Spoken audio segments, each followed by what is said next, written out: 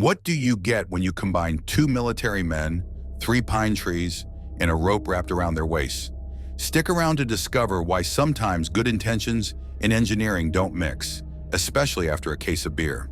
Hello everyone, welcome to Wow Amazing.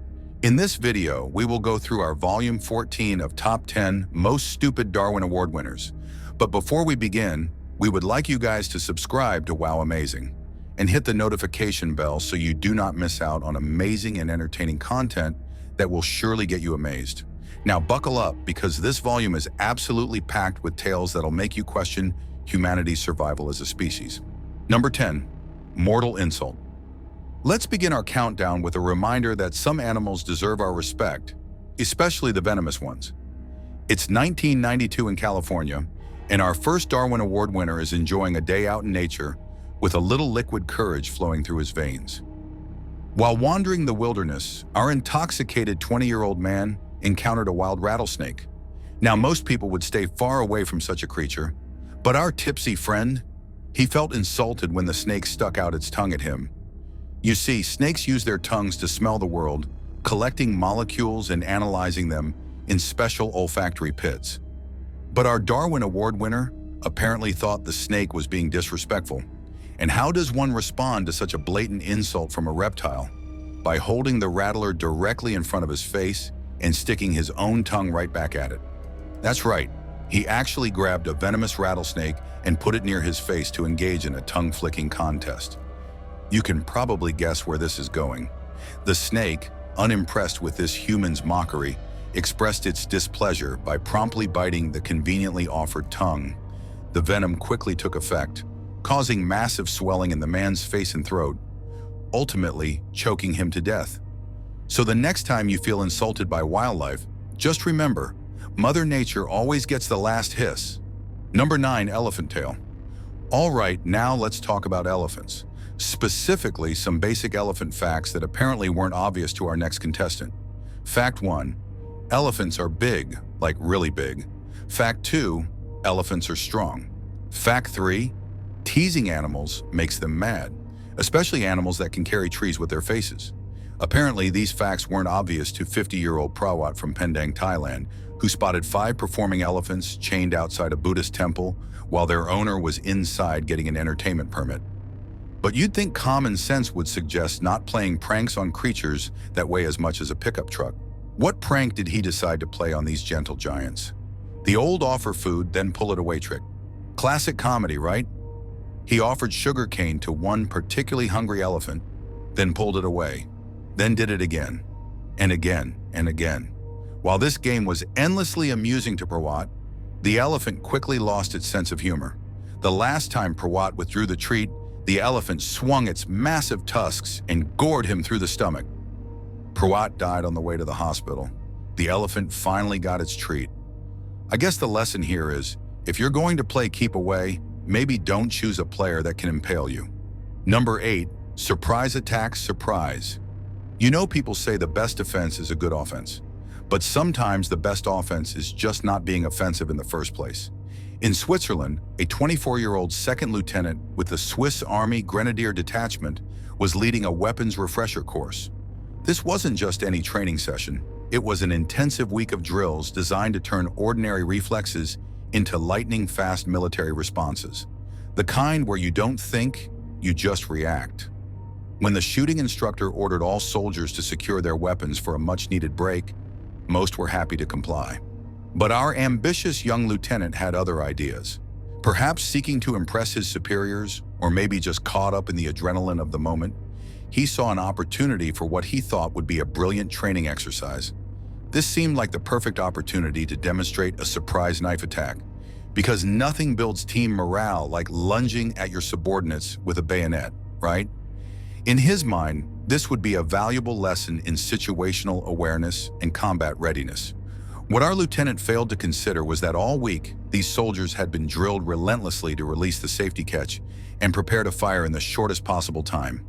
Hour after hour, day after day, they had practiced until the motion was as natural as breathing. See threat, remove safety, aim, fire, no hesitation.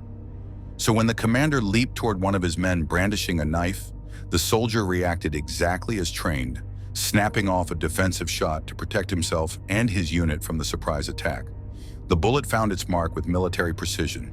The demonstration was, in fact, a resounding success, just not in the way the lieutenant had intended. The soldier had effectively protected himself and the rest of the detachment. The lieutenant might have wished to compliment his soldier on his quick action and accurate marksmanship.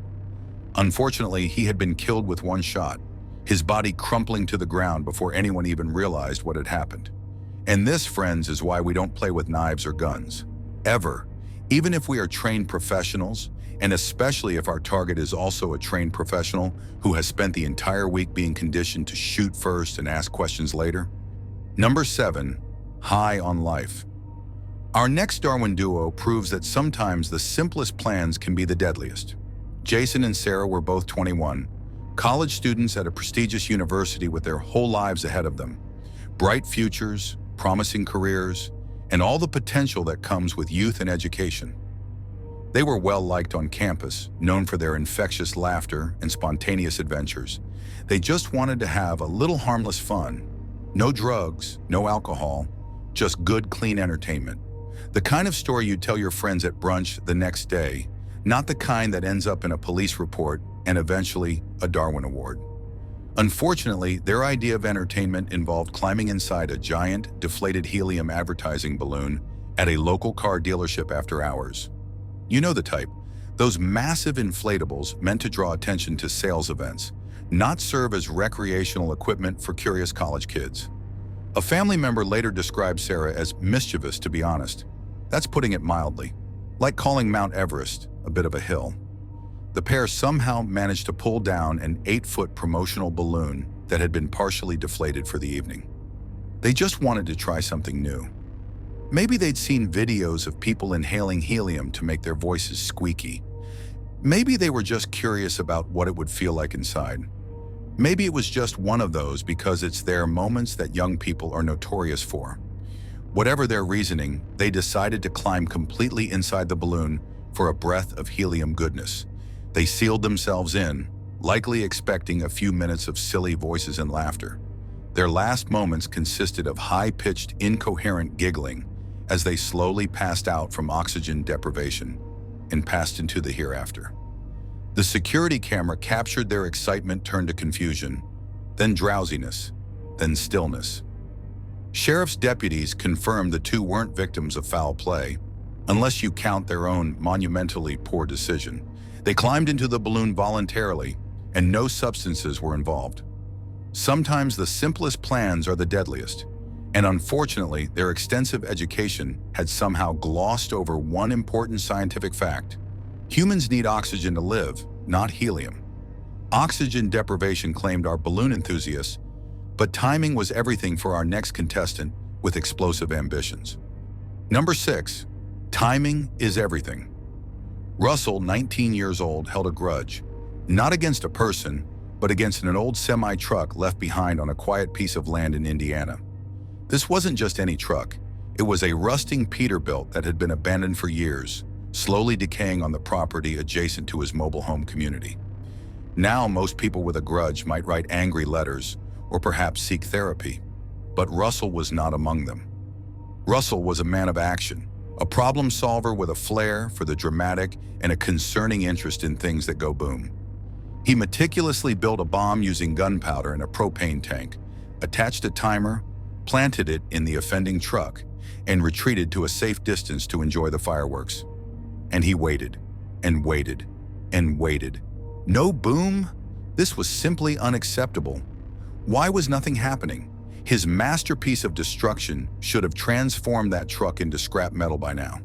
The timer must have malfunctioned, or perhaps one of the connections had come loose. Patience not being among Russell's virtues, he approached the stubbornly intact truck to investigate the delay. Flashlight in hand, muttering curses under his breath. His timing couldn't have been worse. He arrived just in time for an up-close and personal look at a cloud of rapidly expanding incandescent gas. The bomb detonated as he peered into the cab, the delay having been caused by a loose wire that reconnected with his movement. Detectives later found bomb-making materials at Russell's mobile home and determined he was also responsible for two other explosions the night before his death, one at his mobile home park and another at a hobby shop that had refused to sell him certain chemicals. While Russell will certainly be missed by someone, the rest of us can sleep a little more soundly knowing there's one less amateur explosives expert in the world. Number 5. Merry pranksters. They say revenge is a dish best served cold, but sometimes the universe serves it back with ironic interest. Our story takes place in farming country, where the telephone company was replacing overhead lines with buried ones. To minimize disruption to rural traffic, they would dig a trench halfway across country roads, then fill it in before trenching the other side. Of course, they placed flashing warning signs to alert drivers of the hazard. Two ranch hands were headed to the bars one evening when they spotted an opportunity for what they considered hilarious mischief. They stopped their pickup and moved the flashing warning signs from the trenched side of the road to the good side. Hilarious, right? Nothing funnier than potentially causing a serious accident for unsuspecting drivers. Later that night, local farmers called the police chief to report a smashed-up pickup. Inside were our two pranksters, who had apparently forgotten their own joke after a night of heavy drinking. Crime scene analysis confirmed they were the culprits who moved the warning signs. It also revealed they were driving at excessive speed with an impressive amount of alcohol in their systems when they hit the very trench they had made dangerous. No forensic science can determine whether they simply forgot their prank or decided to see what would happen if they hit that trench at high speed in the middle of the night. But one thing's for certain, no good prank goes unpunished. Number 4, pierced. Some workplace experiments should remain theoretical, particularly those involving electricity, metal, and your own body parts. In Pennsylvania, our 23-year-old man with various body piercings had a question. What would it feel like to connect an electronic control tester to my chest piercings?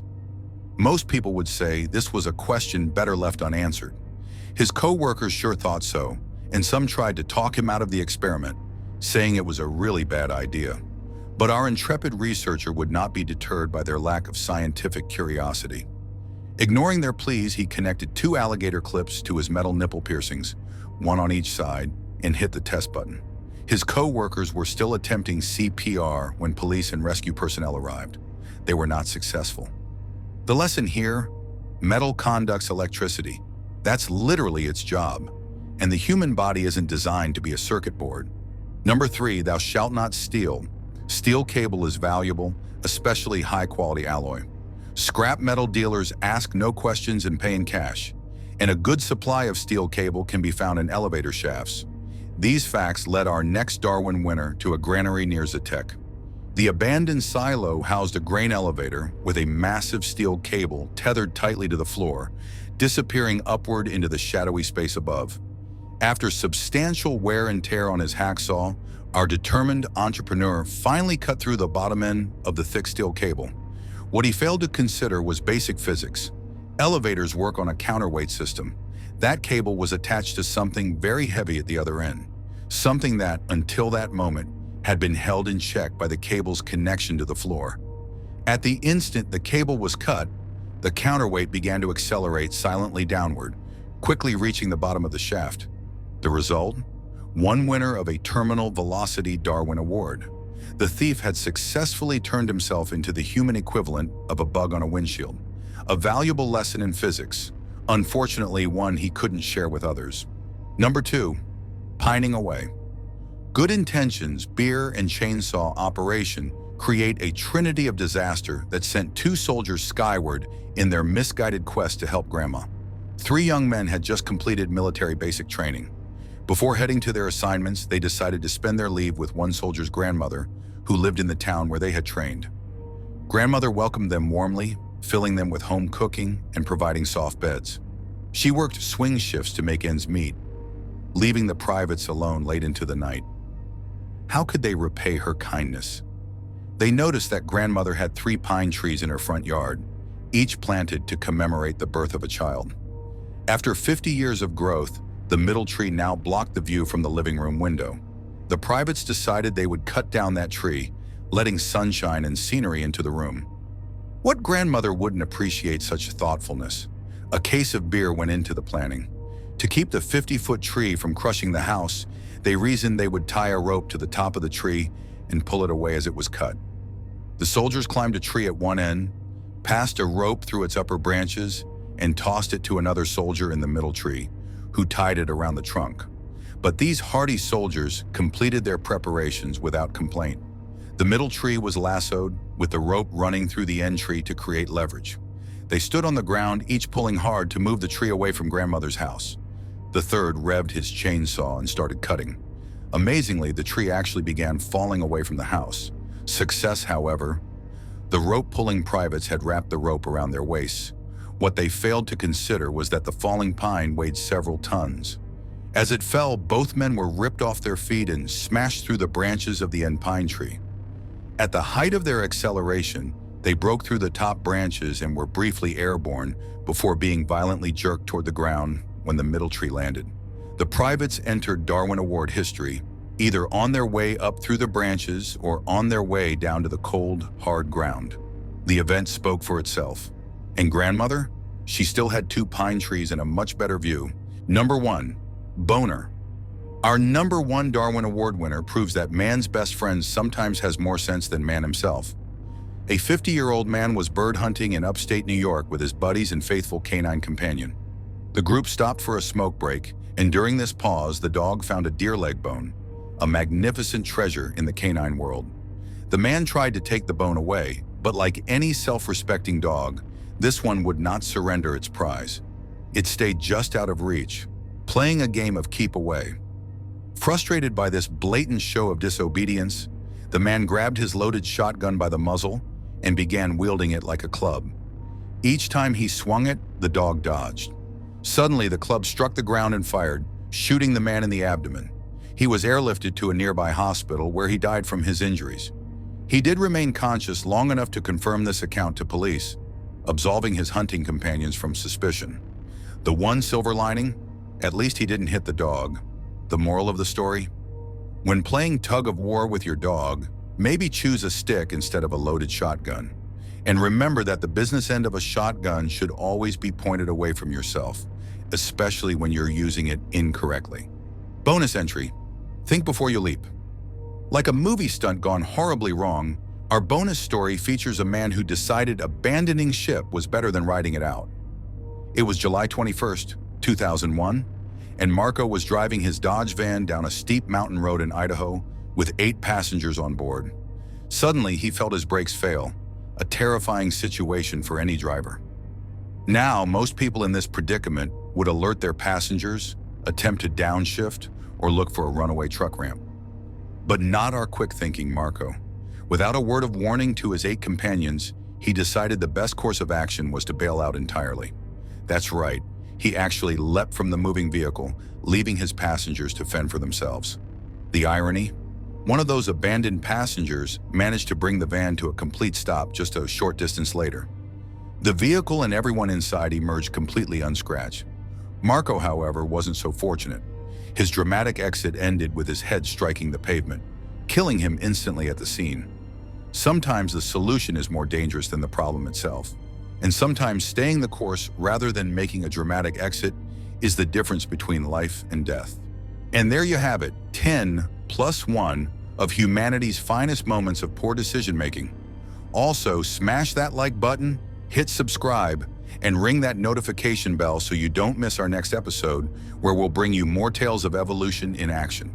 And if you know someone who could use a lesson in common sense, share this video with them. You might just save a life. As always, stay smart, stay safe, and remember, Darwin is watching. This is Wow Amazing, signing off until next time.